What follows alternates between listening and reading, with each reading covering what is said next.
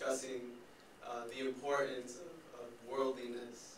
So he says, you know, talking about literature, we're supposed to think of literature as intellectual work that's also human work. And since it's human work, we're supposed to look at it as something worldly, thereby situated in the world and about the world, and think of it as being part of the world. And as a writer of fiction, I never sort of experienced that in fiction, because when we do talk about these other stories, we tend to look at them as secondary. So writers of color, their work is secondary. It's never in conversation with other work. So that was one of the first things I thought about this.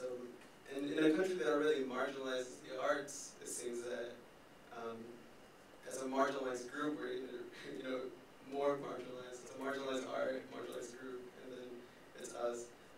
So then, as a writer, I came to think that the canon was basically saying to me, we're not going to teach your shit, and so your work is not valuable. And so I think that to a writer, to myself, was sort of something that scared me. I think in the last 20 years, the National Book Award has only been there's only been one writer of color to be nominated. So that's a huge sort of fear that as a writer of color, it's out there, it's very obvious, it's acknowledged that sometimes their work is not valued. And I think we don't belong to a culture where our stories of writers of color are intuitively considered universal. They're always, that doesn't mean that there's not a possibility for it to be universal, but I think that's what we're told. And so then, as a writer, sometimes I've been encouraged to just sort of write to a vague mainstream audience, and to sort of lose that audience that I have, because we're not considered the center of the universe, so we have to rely on other communities to sort of do this. And in this month's Poets and Writers, interestingly, I think there's we were talking about Danzy Senna and Portashisa before, they're sort of talking about how when they do write fiction, people always assume that it's not fiction, that it's theirs.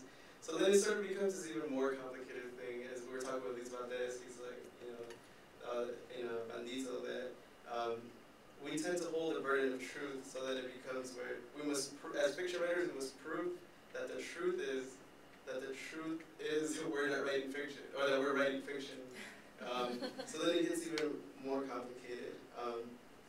But I think that I'm happy we're having this conversation, because Adisha quoted Cheve, and in his essay, in an Image of Africa, he's talking about, although this work, where he talks about Joseph Conrad as being racist, in his book, that although the work, he says that although the work which needs to be done may appear too daunting, I believe it's not one day too soon to begin, and we're better than at a university.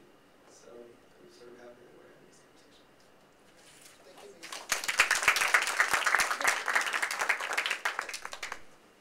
Olivia Muñoz, writer of creative nonfiction. Thank you. By the time I got to high school, I realized the lack of diversity in the authors that we were being presented with, and so I was very obnoxious, even like as a 9th and 10th grader, with bringing in my own examples of stuff, like, hey, let's read Burciaga, let's read Cisneros. And I was lucky enough to grow up in a predominantly black neighborhood when I was younger, and so I got a lot of African American writers as a kid, but I wanted mine, But even the Chicano literature that I would find was based in Texas and California, and though I could identify with the culture, some of the cultural aspects, I couldn't identify with the experiences being born and raised in the Midwest. I couldn't write a border crossing story if I tried.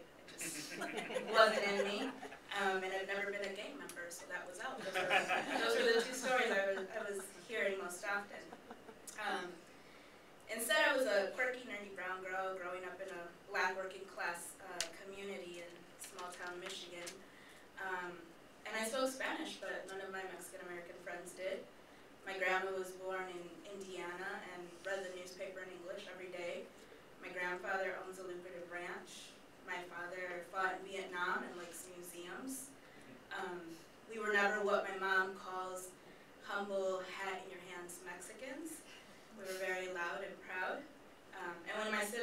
talked about our accents, we usually meant our ghetto accents. So I felt like I had no genre and no story that represented me. In college, I studied to be a reporter and became a reporter, in part to contribute my perspective to an ongoing American story in a very real way. I wanted news to come through my filter. I wanted to be able to say that the LAPD attacked and framed an unarmed teenager and not a gang member first. I wanted the truth of people to come out in a more well-rounded way. And I was a creative writer. As a nonfiction writer, the truth is more important than ever. There's a real power to the label of truth, to things that we label nonfiction. And there's a power in helping put out that truth, as being someone who creates that and is someone who makes that for the world. And I want that power. I'm happy to take it. The pressure I feel is to just create good work and not to represent a false fantasy of only positive, stereotypes, because of course there would still be stereotypes. So yeah, I want to tell my story and tell what is. And it's a good feeling to be able to write as a part of something. I want to just be a part of it, and to know that that part will matter. And I think that as writers of color, that's what we want, is to be able to tell our